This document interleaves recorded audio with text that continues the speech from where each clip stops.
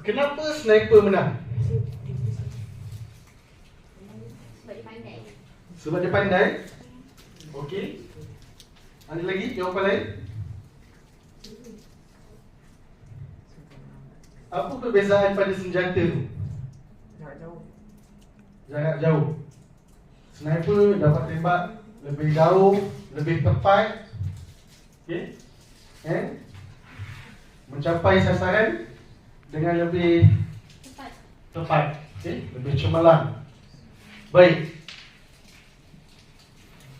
Dari sudut perkembangan senjata tu, kita boleh nampaklah lembing tu zaman tradisional. Okey. Kemudian dia upgrade sikit kepada archery. Kemudian yang terkini sniper. Ini menunjukkan apa? Perkembangan apa? Teknologi. Betul. Teknologi inilah yang membantu manusia untuk capai suatu tujuan dengan lebih cepat, lebih mudah dan mengikut kehendak dia dengan lebih baik.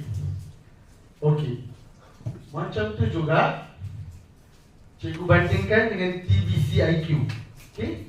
TBC-IQ ni kita anggap dia macam teknologi berfikir, membuatkan adik-adik dapat belajar dengan lebih cepat, lebih mudah faham